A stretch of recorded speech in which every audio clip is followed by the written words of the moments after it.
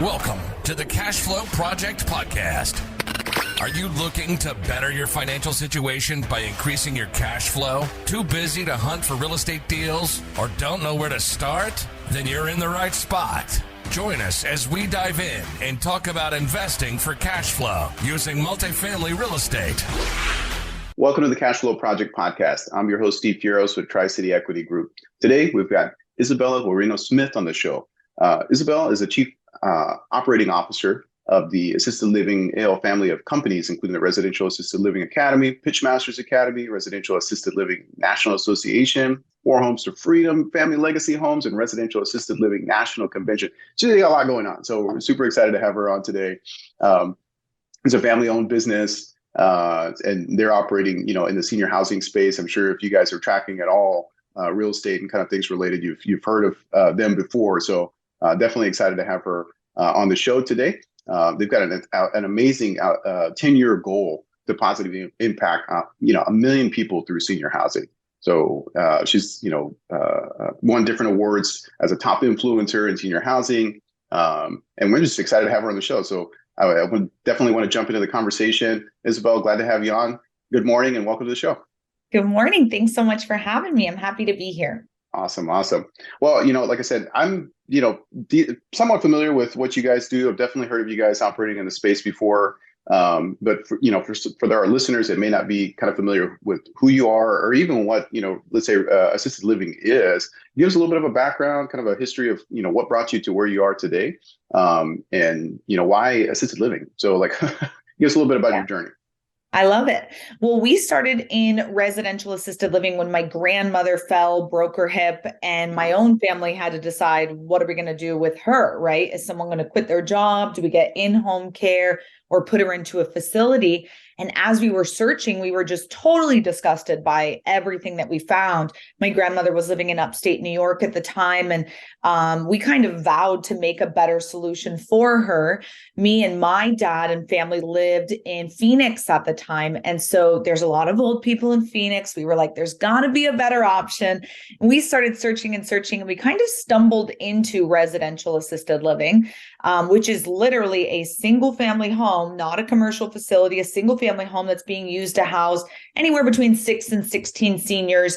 They're getting the same care and community and things of that nature. And it's usually the same cost, if not less, but it's a lot more intimate care, and it's not home-like, it's a home. And so we actually purchased an existing one about 10 years ago with the intent to move my grandmother in. She passed before we could. But we kind of fell in love with the industry and just, the impact that we could have and how so many people were drawn to this and attracted to this.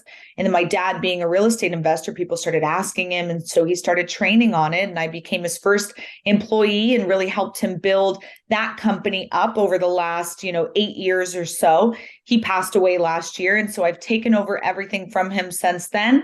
And it's been a real, to be honest, blessing in the sense of being left with 3 of these cash flowing businesses, as well as the opportunity to teach and train investors and entrepreneurs across our country on how to, take advantage of the silver tsunami and ride the wave. Yeah, no, and that's awesome. And, there's a couple of different things that I kind of want to touch on, just even you just kind of starting off there. I love that it is a family business. And I remember hearing, I've heard your dad, multiple recordings and whatnot. And that planted a seed for us years ago. My wife was an RN, and so she's dealt with patient care, and that's something we've considered for a number of years, is doing something like this long term with the assisted living. We kind of know that that's an option we'd like to pursue in the future. But I love that it's a family business, and I love that you not only got involved in the business, because I meet a lot of kids of investors or, families that they just don't want to be involved. Oh, that was dad's thing, or that was my parents' thing, or aunt and uncle's things, or whatever. And they're just like, well, I don't want to really be involved. But I'm glad that you've taken over the reins and you see the value, not only for, let's say, the investors, right, from the business standpoint, but also to the actual people that need the care. And this all obviously started with your family who needed the care. So, that's awesome. Glad to hear that. And now you can make generational impact too, right? So, that's kind of the key thing. Oh, that's awesome. Well, Yeah, I know you mentioned the silver tsunami, and this is something we do hear about a lot on, if you follow economics at all, for those of our listeners, right? We do have this substantial aging population Right. that do need that care. And, kind of tell us a little bit about that demographic and kind of what you guys, see, study on, not only that's now, but this is also kind of on the horizon as well. Yeah, when I talk to investors about, hey, let's think about future trends and future markets, I think sometimes people get scared, especially right now with the way our world looks. They're like, it's not a good time to invest in anything. And I'm like, it's an amazing time to invest in senior housing because currently the silent generation is who lives in assisted living. It's not the baby boomers yet, but if you know anything about them, they've been driving our economy for the last Mhm. 70 years. And pretty much whatever market they're in is the next booming market. And the next market they're headed to is senior housing and assisted living. They're going to need home care and assistance, and they hold most of the wealth. So this is a great opportunity because people think their wealth is going to be transferred to Gen X and millennials. They're forgetting that assisted living on average costs $4,500 per month per person, and you're going to need it for an average of 3.5 years. That's a big chunk of change that's going to be in assisted living, and whatever's left over goes to the kids. So it's a great opportunity no matter what you want to do. But I think that everybody should kind of get involved in this somewhere, somehow. There's 76 million baby boomers. I think it's 10,000 people a day turning 65, 4,000 people a day turning 85. And we're still 10 years out from like a true massive need for this. I also think I think the stat is 1.3 million beds short in assisted living. And the baby boomers aren't here yet. So when we talk about supply and demand, we talk about the future and where things are going. It's like, it's a crystal ball. It's like we could redo 2008, but someone told you all the secrets and now you could have invested wisely. That's what's happening right now. This is the chance to take advantage and make this a massive opportunity instead of a huge crisis, whether it's in your own life, your community's life, our nation's life, or the literal world's life, because it was a world war that led to the baby boom. I mean, this is happening everywhere. Right. And that's going to be another question too. It's like, because I hear that a lot, right? Like, okay, like we deal with a ton of people on the residential, let's say investment side. Obviously we're involved in commercial as well. It's like, oh, well, the real estate market's collapsing. Oh, we do short-term rentals and all this kind of stuff. Oh, Airbnb bust, right? Like, and it's just, a lot of people want to be like doom and gloom. And it's like, well, there's opportunity in every market. For one, you just have to have eyes to see it. Now, just in terms of, let's say, geography, like, is this something that will only work in certain markets? Like, I know you're based in Phoenix. So, okay, obviously, a haven for, long-time haven for like retirees and, snowbirds and all that kind of stuff. Is this something that people can do if they're in, New York or like Michigan or Minnesota or something like where, maybe it's a little colder? Do you have to be in Phoenix? Do you have to be in, Florida or some of these kind of typical states that people think of when they think of retirees and that kind of stuff? Is this geographically limited? Does this not work? Does this work everywhere? It's, I guess, kind of the basic question. Great question. So these exist in all 50 states right now. There's about 30,000 of them across our country today. And when you think about a market like Arizona, Phoenix, we have 3,000 of these homes in just one county, Maricopa County, where I live. So my competition is steep. I have to be the absolute best of the best. Yes, it's relatively easy to get it up and running because the state already has the rules very well laid out. These are pretty commonplace. A lot of people do them. But you go to a state like Rhode Island or New Hampshire, where in Rhode Island, our student was the first one to create an RAL home there at all. And so she literally had to work with the state to write the rules and say, this is what other states are doing. This is probably what we should do. And now she's one of one, and the state is begging her and her husband to open more of these. So she doesn't have any competition, right? She is the only, and she's got a waiting list out the wazoo. But the difference is she's got to educate her market. So there's pros and cons of doing this no matter where you are in the country, but they exist everywhere now, all 50 states at this point. And there's more and more coming. So to me, it's about being the first to market is always going to be the best, because now you get to say we're the longest standing one, or, we were the first, or whatever it is. The sooner you get in, the better. And also having scale, right? We always encourage at least 3 of them, because if you do want to package these up and sell them off, they're not going to be looking at you if you have like less than 10, right? Ideally, they'd want like 100 of them, like 100 pack. We have a student who has that goal and they're on number 26 right now, which is insane. But their goal is to get 100 and then package them up and sell them off. And that's a cool exit plan. You could just keep your 3, cash flow forever and sit back and chill. Or you could have a huge game plan where you're saying, we're going to get out for, 200 million at the end of the day. No, that's awesome. And even just you saying that, right? Like it makes me think of anytime like dealing with, let's say, investors and like investment strategy and all that kind of stuff, you want multiple exits, right? Like you want to be able to cover your bases. Hey, you know what? This strategy is not working. Let's say I'm a flipper. Hey, our network is pretty substantial at this point. So we're in touch with a lot of different people across a lot of different markets. Yeah. Hey, you know what? Maybe my initial strategy was just to flip this house. Well, you know what? Hey, rates shifted in the middle of rehab. Maybe now you're sitting on inventory, and I've talked to a number of investors that are like, well, gosh, I'm going to have to transition this thing to, long-term rents, or they don't cover, that doesn't make sense. So this could be something significant to have in the tool belt, so to speak. If they understand the strategy, or maybe can connect with, let's say, a local operator who's potentially already in assisted living to say, okay, well, hey, look, can we do this? Is this a viable option there? Right. Yeah. Knowing all your exit strategies. And I love that too. I love the packaging up of, let's say multiple facilities, multiple homes, and really, because that's what it is. Yeah. Is there much of like a secondary market, let's say, for that, like on the back end? Like, are you seeing a demand for that? Or do surely people have to approach you guys and say, hey, is anybody selling, like, can I buy one of these things packaged up, turnkey, ready to go? Yes, people always want to buy them. It's a lot easier to get in that way. Currently, the industry, about 80% of it is run mom and pop style.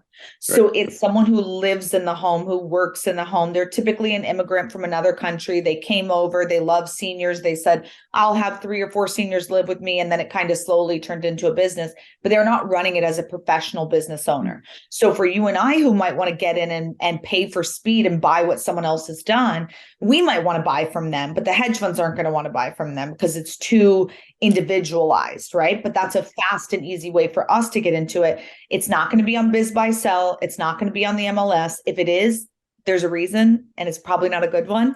So these are almost always going to be off-market deals. It's an extremely like relationship-based industry, as is everything at the end of the day, right? Yeah. But it's working with those people individually to kind of buy them. But then when we're going for the big scale of this, yeah, the more you can have, the better to kind of package them up and do it. Also, you can share your resources. At least having those 3 homes, you might have caregivers who are working 12-hour shifts.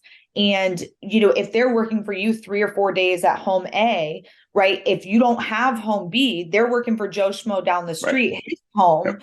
The other 3 or 4 days a week, they're not chilling and taking off, right? They're working 2 full-time gigs. But if you have ABC, they're working full-time for you here, full-time for you there. You're not paying overtime, and they get to stay in the same work culture and environment. So it's better. You can share your resources the more you have too.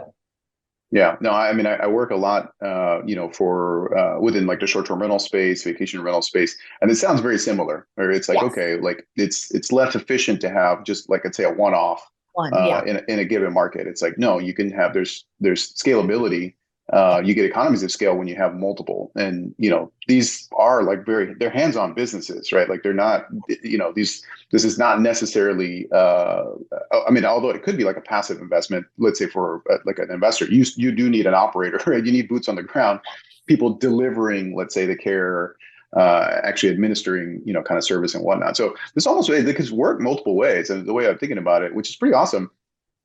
You mentioned there, it's like, okay, well, you have the kind of the mom and pop operators, and it's almost it's a house hack, right? Like if you're, for listeners that may be familiar with kind of that terminology, it's just, hey, you got to do a higher level of care, right? In terms of, taking care of, residents and people that are living there. But no, I love the kind of the creativeness and the need of it, really.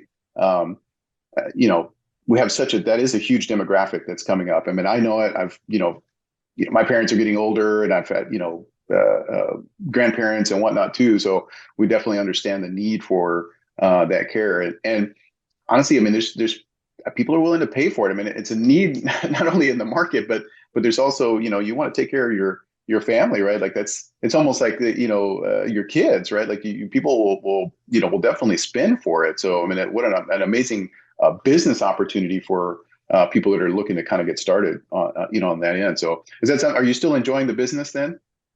Oh, we love it. I mean, I think to me it's the most impactful thing I've ever done.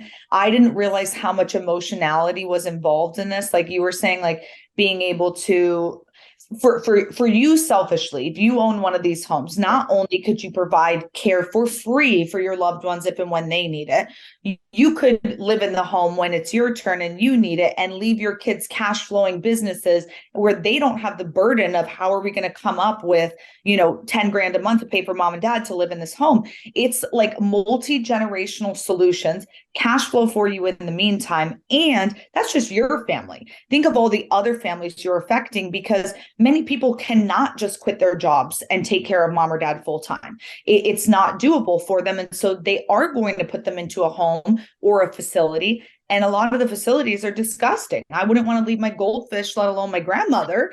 And so giving better solutions to these families, it's like people are writing you checks for 7 grand wrapped in love letters saying like, thank you for loving my mom. You don't really get that as a landlord. You don't really get that as an Airbnb owner, right? They're kind of like, screw you. Like, you didn't let me check in early, or like punching holes in your wall and breeding pit bulls in the living room. Like it's a very, very emotional industry, Sure. even if you just own the real estate and own the home and you're not working in the home, or like I don't know any of my residents or their families, and I'm still cash flowing from it and benefiting from it, but they still say thank you to the administrator and the caregivers, and to me that means a lot.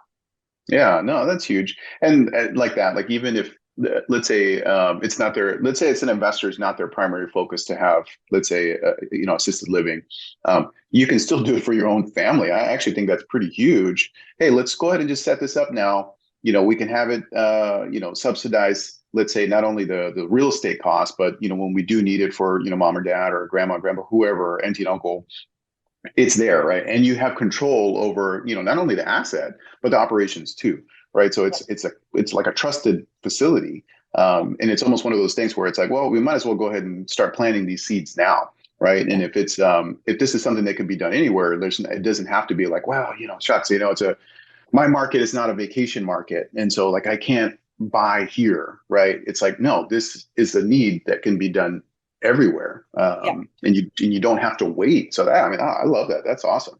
Yeah. I always joke. I say like, raise your hand if you're getting older or know someone who is. People are like, perfect question, right? Like, right? Everyone's like, I have to be in Florida. It's like, no, you don't. Like, if you grew up in Boston and you stayed in Boston your whole life, you're not moving to Florida just because you turned 85. Like, you're staying in Boston. So there's people who are going to need this everywhere. Yeah, no, for sure. Now, and I'm kind of curious to hear, like, if you've heard of people doing this, like, is there a way that people maybe can like arbitrage too, where it's like, well, hey, I don't have the capital, let's say, or the resources to go out and purchase an extra house, like to go set this thing up. Can I go lease it from somebody, or maybe partner with somebody else who, like, hey, maybe I've got the business savvy, maybe I work in the medical field, and we can go get some certification or something to help, like, on operations. Do you ever hear of people doing effectively arbitrage, where, hey, I'm going to lease this from you. Can I also operate, out of your house? Yeah, we actually encourage it in the 4 ways to get started. One of them is leasing a home for this. Your listeners could be on either side of that, where they just own the real estate and they're going to lease it to an operator or an operations company, more or less. And they're going to make twice the fair market rent with a long-term, low-impact tenant, someone who's signing probably a 5 or 8 year lease agreement with them, and they're not in charge of the maintenance at all. And now if you're on this side of it, you can get in with a lot less money because they've done the renovation. They maybe even got it licensed. And now you can kind of come in right away and just start the business of it. You're still cash flowing really well. And maybe you have option to renew, option to purchase, rent rates that could be beneficial. Like they could work with you to decrease them in the beginning when you're not cash flowing yet. There's so many benefits to doing that. So definitely that's one of the 4 ways we recommend to get started. Now you're mentioning kind of these 4 ways. Can you give us just a highlight briefly of that, and just kind of, give our audience a little bit more of a teaser, on how Yeah, that number works. one is that leasing option we just talked about. Two would be buying a single family home and converting it to become a residential assisted living. Three would be buying an existing business. You're buying the real estate, buying the business up and running, cash flowing right away. Or four, buying land and building a custom one from the ground up. A lot of our Midwest students love doing that, especially if you can have 16 residents in the home. You're not going to find a 16 bed, 16 bath on the market. So it makes a lot of sense to buy land and build one perfect to suit that's just custom for this. No, that's interesting too, because like we hear, like I'm based in Hawaii, and those of our Hawaii listeners who will understand this, but like there's a lot of pushback, let's say, for building what they call them locally like monster homes, right? Where they're just like that. They're a big property.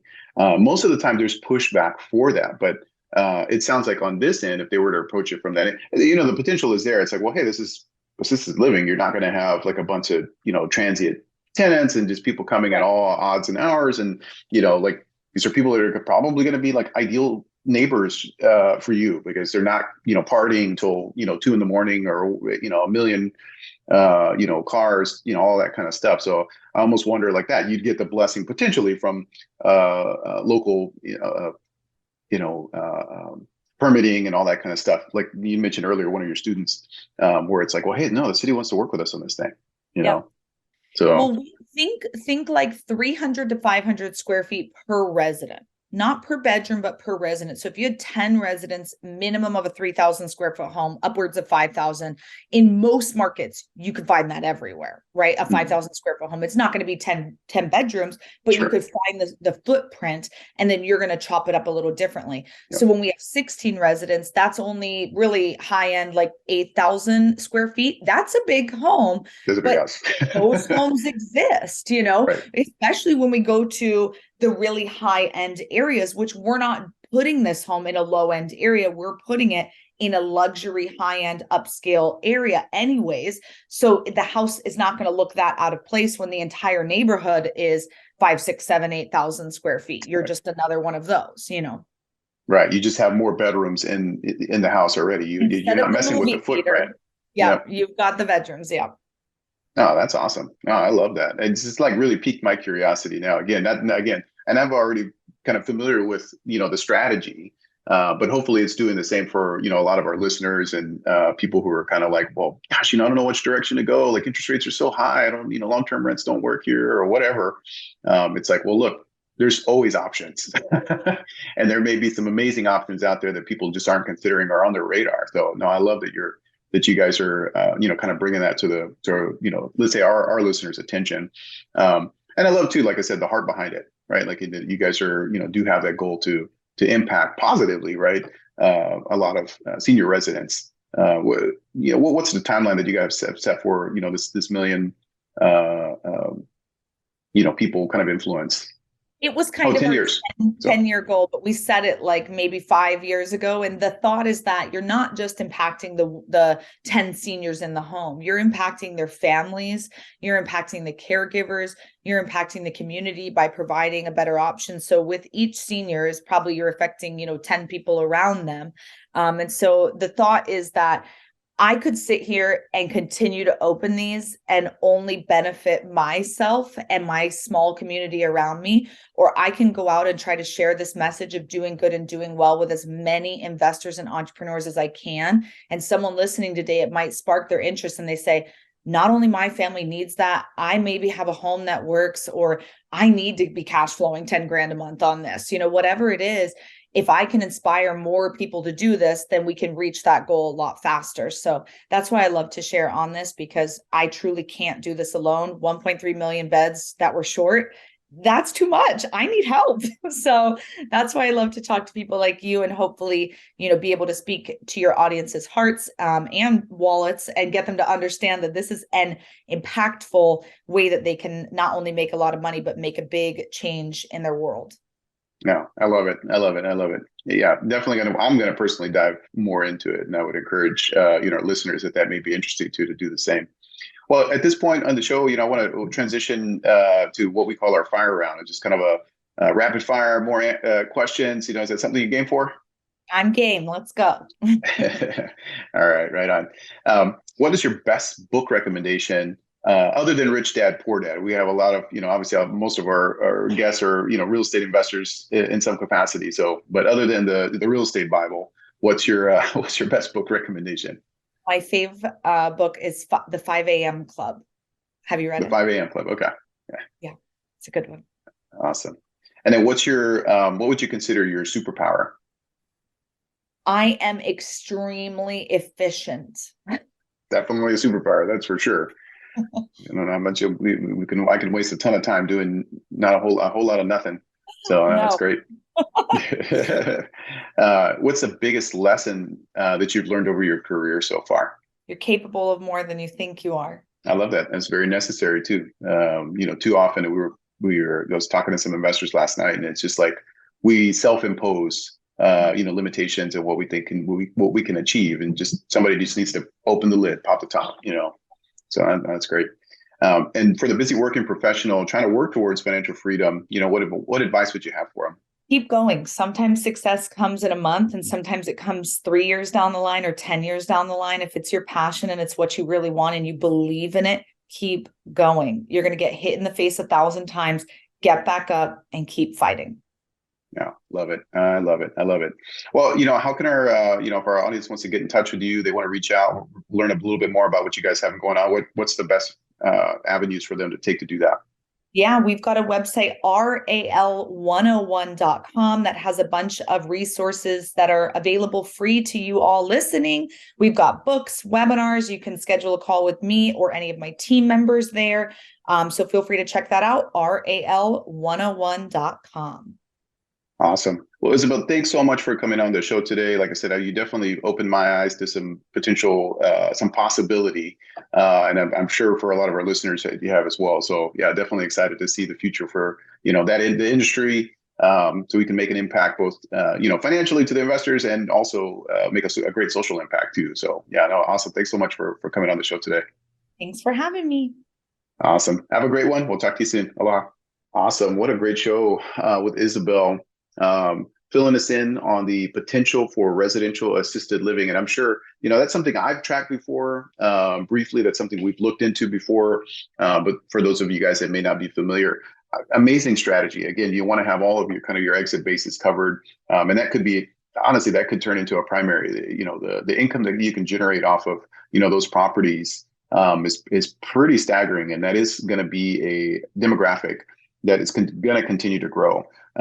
Talk about, economic resistant asset class. I think that's huge. When you have a growing population of people who will need assisted care, that's just only going to increase, for years to come, decades to come. So no, awesome that we have her on the show. Well, guys, of course, want to make sure that you guys are connecting with us locally here. If you're on island, if you guys want to learn more about what we do on the investment side, of course, go to tricityequity.com to learn more. If you want to connect with other local investors here, join our Facebook group, Honolulu Multifamily and More. We just had a meetup last night. We have them every month. Always amazing to see the people come out, the mindset shift for learning what's possible and the different strategies and whatnot that people are employing, to their benefit and their journey to financial freedom. Guys, if you find value in our podcast, we want to continue to make them, but we need that encouragement from you too. So make sure that you're leaving a review for us, a 5-star review. And of course, like if you're watching us on YouTube or something, we'd love to hear your comments, right? If you guys are enjoying the content, please make sure that you're leaving comments on that. If you hate it and you guys don't, you want to see something else, that's cool too, but just leave us a comment on as to why that is, or what you might want to hear more about. So definitely check us out on that. And of course, please, refer, let's say, the podcast out to somebody else if you think it might resonate with the message. Also, don't forget the conference is coming up June 29th through July 1st, Hawaii Millionaire Mindset Conference. Again, that's happening very soon, coming up. We're only maybe about 2 months out from the conference. So make sure that you're securing your tickets, make sure that you're getting your rooms booked, get your flights booked, all that kind of good stuff. If you want to learn from other entrepreneurs, other real estate investors, and how you can level up your business and impact not only your own family, but other people's generational wealth and all that good stuff, make sure that you're making plans to attend.